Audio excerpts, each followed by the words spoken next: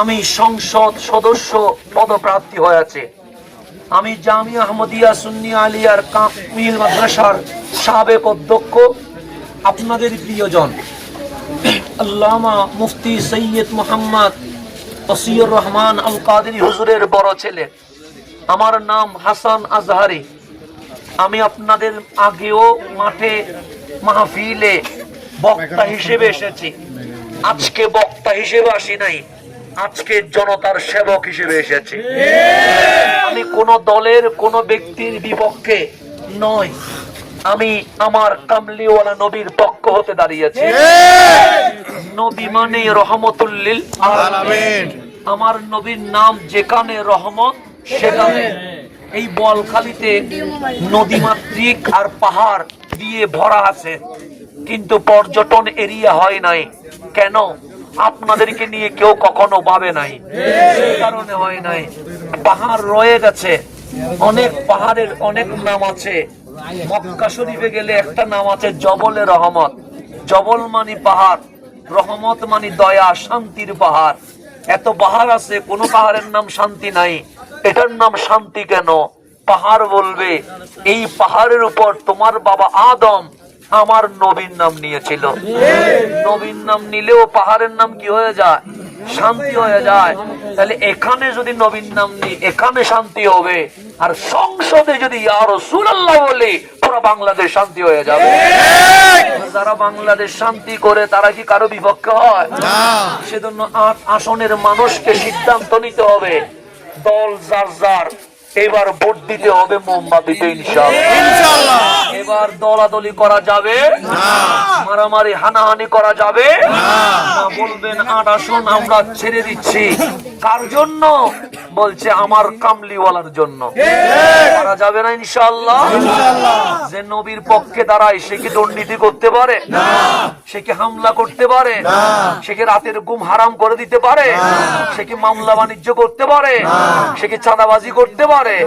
সে কি মা বোনের ইজ্জত নিয়ে খেলা করতে পারে? করতে যদি না পারে তাহলে গ্যারান্টি আমরা দুর্নীতি করব না। দুর্নীতি যদি না হয় কালোর ঘাটের ব্রিজ হবে। তাহলে শুধু নির্বাচন আসলে শুনবেন কালোর ঘাটের ব্রিজ হচ্ছে, নির্বাচন গেলে বলবেন কিরে শুধু কালোর ঘাট ব্রিজের নাম রয়ে গেল, কাজ তো হয় না। দুর্নীতি থাকলে হবে কেমনে? আর যদি দুর্নীতি না হয় কৃষি বিশ্ববিদ্যালয় হবে, দুর্নীতি না হয় পর্যটন এরিয়া হবে, যদি দুর্নীতি না হয় আমার তরুণদের বেকার মুক্ত করে তাদের কর্মের ব্যবস্থা করা যাবে ইনশাআল্লাহ।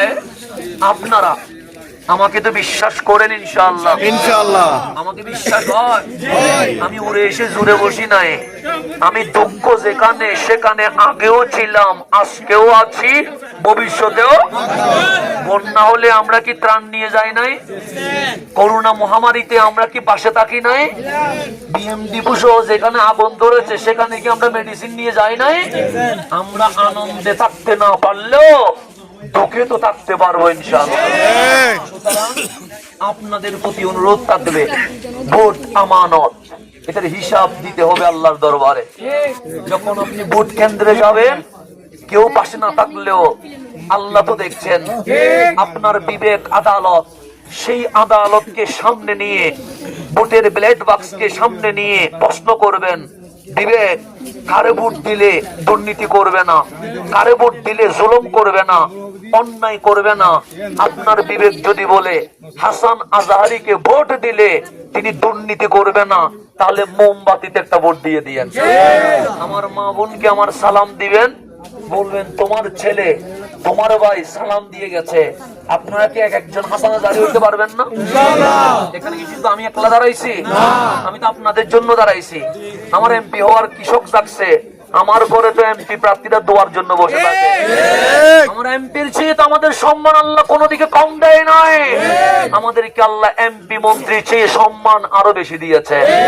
আমাদের কাছেই তো এমপিরা দোয়ার জন্য আসে। আমার দরকার কি এমপি গিরির? আমি তো এসেছি আমার এলাকার মানুষের জন্য, আমি এসেছি তো আপনাদের জন্য। তা আপনারা এক একজন হাসান আজহারি হইতে পারবেন না? উনি একজন দাঁড়াই নাই, আমরা সবাই হাসান আজহারি ইনশাআল্লাহ। সবাইকে আমার সালাম দিবেন। আপনারা মুরব্বীদেরকে সাথে নিয়ে ওনাদেরকে মাথার উপর রেখে কেন্দ্র পাহারা দিতে হবে। আপনাদের এই অঞ্চলে মুসলিমও আছে, অমুসলিমও আছে, আছে না নাই? আমার হিন্দু ভাই বোন, বড়ুয়া ভাই বোন, তারা আতঙ্কে আছে, কখন আবার মন্দির ভেঙে দেয়। তাদেরকে বলবেন, যারা মাজার পক্ষের লোক তারা কখনো মন্দির ভাঙে না। আমরা মাজারও রক্ষা করব, আমরা মন্দিরও রক্ষা করব। আমরা হিন্দু ভাই বোনকে সংখ্যালঘু বলি না। যারা সংখ্যালঘু বলে তারা তাদের সম্মানে আঘাত করে। কারণ বাংলাদেশ এটা সবার, 18 কোটি মানুষ এখানে বসবাস করবে, ধর্ম ভিন্ন হবে, মত ভিন্ন হবে, অধিকার সমান থাকবে ইনশাআল্লাহ। আপনারা সবাই দোয়া করবেন। আপনাদের প্রতীকের নাম কি? মোমবাতি। এটা সুন্নি জোটের প্রতীক। ইসলামিক ফ্রন্ট সুপ্রিম পার্টি এই 8 আসনের জন্য মোমবাতি দিয়েছে। এটা দরবারীদের প্রতীক, এটা সকল মানুষের প্রতীক, এটা পীর মাশায়েখদের প্রতীক, এটা তরুণ সমাজের প্রতীক, এটা খেটে খাওয়া মানুষের প্রতীক, এটা শিক্ষিত মহলের প্রতীক। কারণ আমার মোমবাতি কখনো বৈষম্য করে না। এটা মসজিদেও জ্বলে, মাজারেও জ্বলে, মন্দিরেও জ্বলে, বিহারেও জ্বলে। আমার মোমবাতি বলে আমার নিয়ে দল করিও না। কেন? আমি তো সবার। আমিও মোমবাতির মতো বলতে চাই, আমিও তো সবার। আপনারা আমরা সবার সাথে থাকতে চাই কি চায় না? আসসালামু আলাইকুম ওয়া রাহমাতুল্লাহি ওয়া বারাকাতুহু। ওয়া আলাইকুম আসসালাম।